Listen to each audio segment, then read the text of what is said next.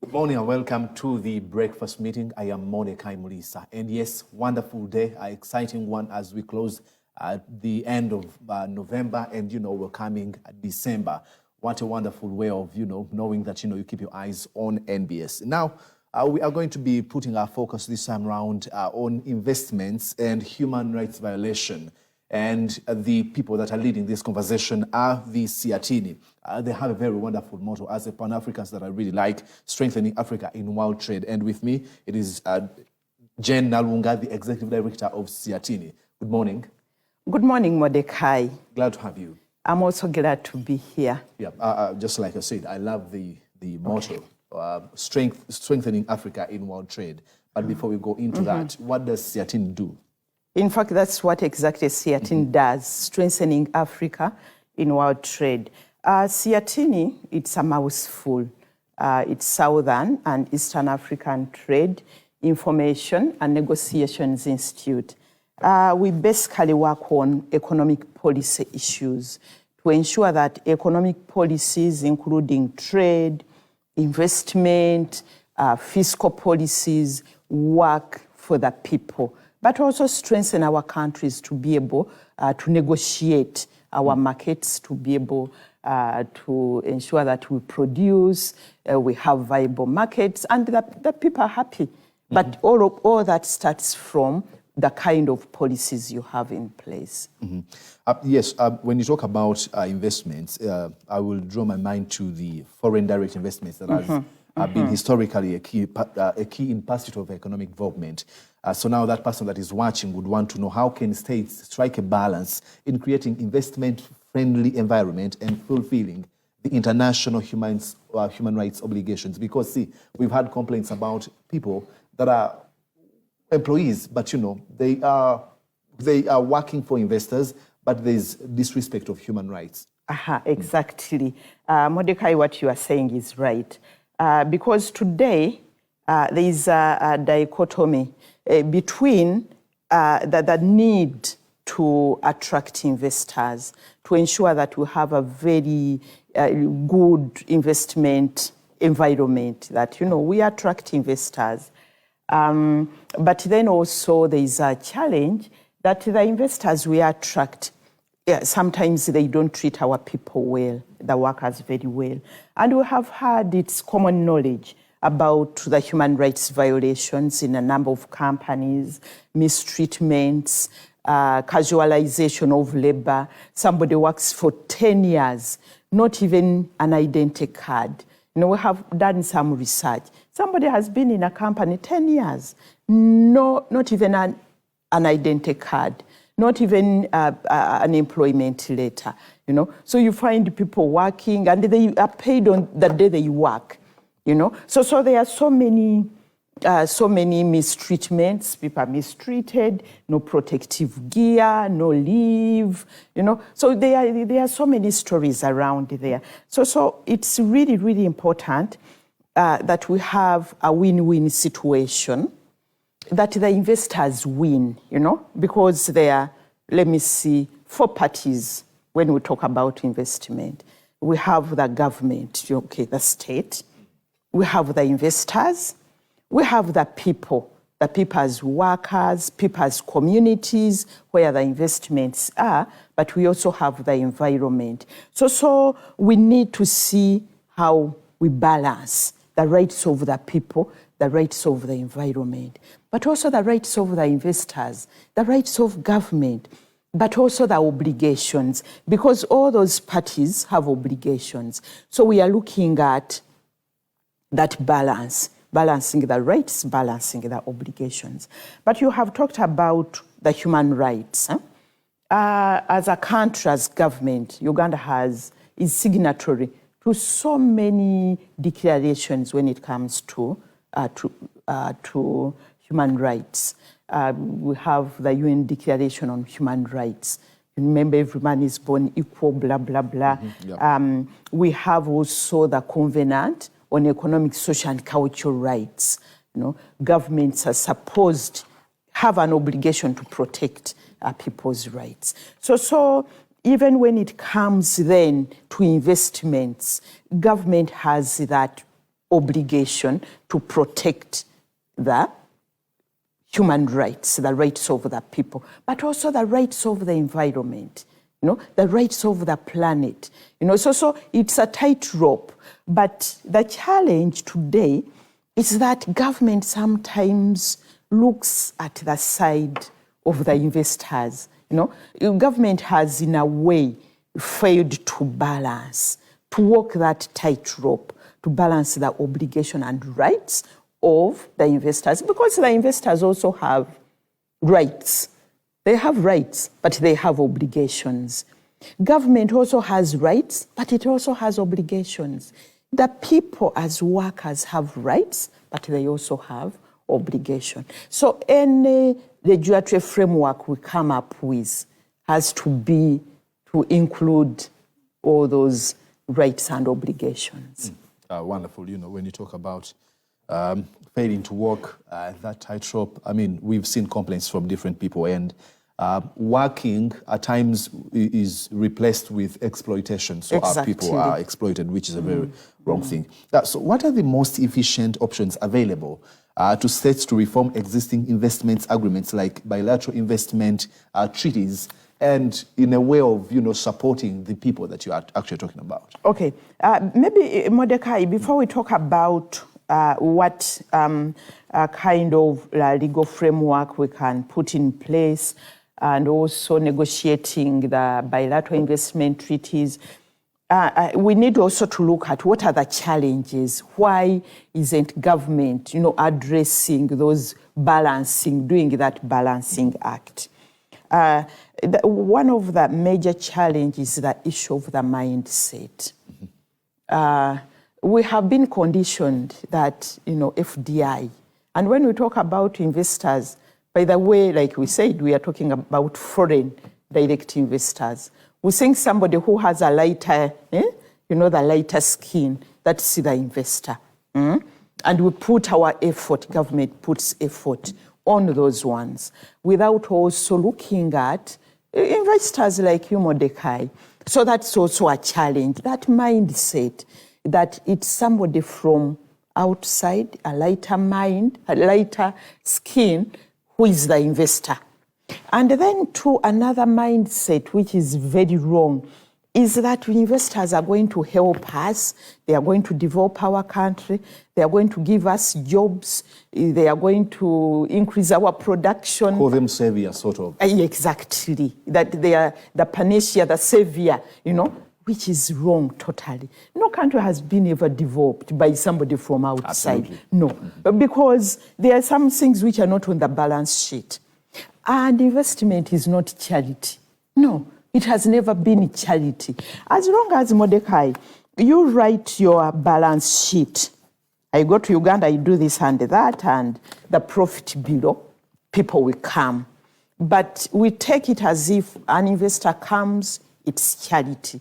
And we have gone ahead to compete, even within the region, to give tax holidays, we give incentives, 10 years, don't pay, 25 years. There are some companies which we have given here 25 years, no taxes, oh, no. So that kind of mindset mitigates around doing the balancing act. But then there is also the issue of the power imbalance. Most of the investors, we call them transnational corporations. They are powerful, they are very strong, very, very strong. Sometimes their balance sheet is bigger than the country's balance sheet. They are all over. Company, like these oil companies, they are all over. So the power imbalance there is also a problem. But there is also the capacity to negotiate. In trade, we have done a lot of trade work in SEATINI. That's our specialty. Trade, investment, all those policies are negotiated. You don't get up to do what you want. You have to negotiate. So sometimes our capacity to negotiate is not very strong, but it's also affected by our mindset that we let the investor do what they want. And we have that mentality of trickle down, that it's all right. Let them do what, some things will trickle down. They will give us some little employment, So all that mitigates against coming up with a balanced investment policies. But that means that if we are to have a balanced investment policy, investment agreement, we need to work on these issues.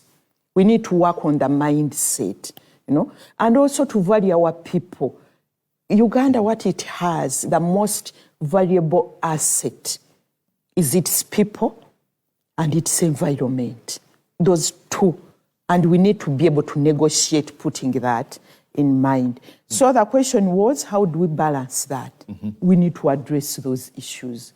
And we balance that. But also negotiations, you don't do them as a country. We have to have a regional approach. Because the moment we say, we are not going to give incentives, no more incentives. Let us put our country right. The electricity is okay, the roads are good, Those are things which attract investors. There is security, security of tenure, that somebody can be able to say there is peace in the country. So there are things which we need to address if we are to attract investors. Then we go ahead and negotiate with them. But we do it regionally. Uganda under the East African community is working. It has, I don't know whether it has been passed by some countries are still reluctant. An ESC investment model treaty. What kind of treaty should we have as a region? And that's very, very important so that we don't compete against each other. Because we can be able to say, Uganda, we are no longer giving incentives to investors. Rwanda, we say, don't worry, you come to Rwanda. Come to Rwanda, we'll give you 50 years tax holiday, So that kind of competition won't also be good. Very important thing you mentioned. There's no foreigner that will come and develop your country, because one of the problems that actually foreigners come with is profit repatriation. Exactly. They make lots of money, but take it back to their countries. Now, should investment policies, laws and agreements include human rights obligations of investors? If so, what should be their content? Investment policies should include human rights obligations. Because already, for example, our Investment Code Act 2019 already has environmental impact assessments. That's protection of environmental rights. Although there are also challenges there, but at least it's there. But when you look at our Investment Code Act, it doesn't say anything around human rights impact assessments. So we need human rights within our Investment Code Act, and very urgently too. So, and how do we put it there? We should require that any investor who comes, or any investor, even if it's Ugandan who is here, you want to set up a factory, you want to set up a plantation, sugarcane plantation, come up with a human rights, social and human rights impact assessment. How is your investment going to impact on the people? How is it going to impact on their rights, economic, social, cultural rights? Maybe where you are putting your sugarcane plantation, that's where Mordecai and his ancestors come from. There is a very big shrine. How are you going to handle that?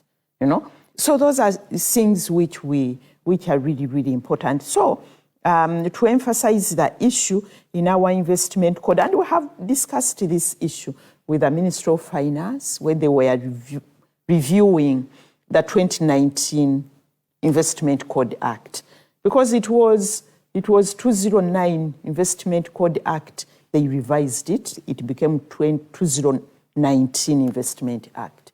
But again, it has gaps. And one of the glaring gap is the social and human rights impact assessment. So we need it there. And that's also emphasizes the fact that development has to be people-centered. It's the people who are developed, who develop, you know. Absolutely. So by putting it there, we are looking at development which has a human face. Well, wonderful. Let's talk about communities that are always affected by investment-related projects. Could investment laws, policies, and agreements be used by communities affected by investment-related projects to seek remedies against investors? Yeah, communities, and like I said, when we are talking about the win-win situation and the parties, communities are the party, one of the most important party to the investment scenario, because investments happen in communities. Palm trees are planted in communities. Sugar canes are planted in communities. So communities should use investment laws in place to be able to seek remedy, but depends on whether that portion is there, that it's provided for. Because, for example, in our investment code, there is no recourse to remedy. In fact, when you look at the remedy in the Investment Code Act, it's for the investor who is given a right to take government to court. And not just Ugandan courts in London. And you have seen it happening. You know, you wonder why. You have seen all these cases about Talo, Heritage. We are in London. We are there. Yet, we have courts of law here. And that's an issue of sovereignty. But then for communities, it isn't provided for. Even when you look at the bilateral, because we sign also bilateral investment treaties between countries. Uganda has signed with Netherlands, with Germany, with UK. But even within those agreements we have signed, the issue of remedy is not there. You know? So we need to put it there that if a community is aggrieved, they can seek remedy somewhere. There are some provisions in other regulatory frameworks, but they are not binding. We are talking about a binding agreement, like a bilateral investment treaty. We have signed a treaty, you know, and it's binding. So it has to include all the parties we have talked about. Yeah, thank you so much.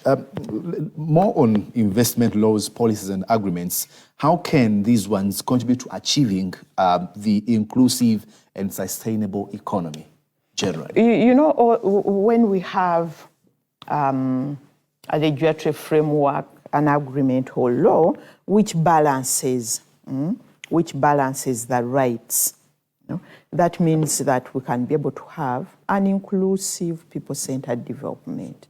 You know, because take an example today, we are looking at environmental degradation. So we need to assess the cost benefit of some investments. Is it value for money?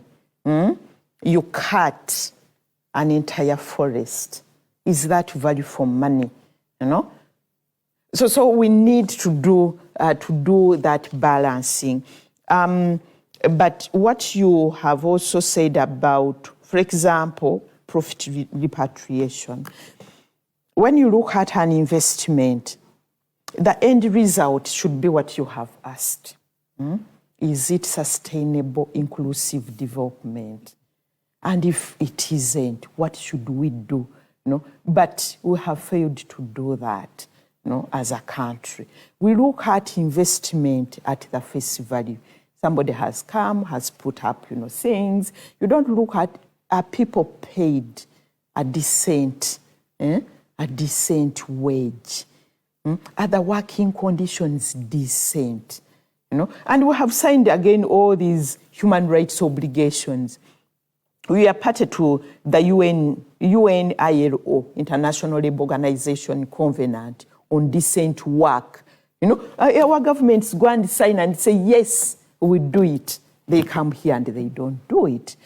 So in all this, we need to put the people and the environment at the center. So when you are negotiating, when you are putting laws in place, when you are putting regulations, it's the people. Are my people getting decent work? Will they be able to live? We talk about a living wage. But I'm telling you, Mordecai, you go to all these investments, you can weep.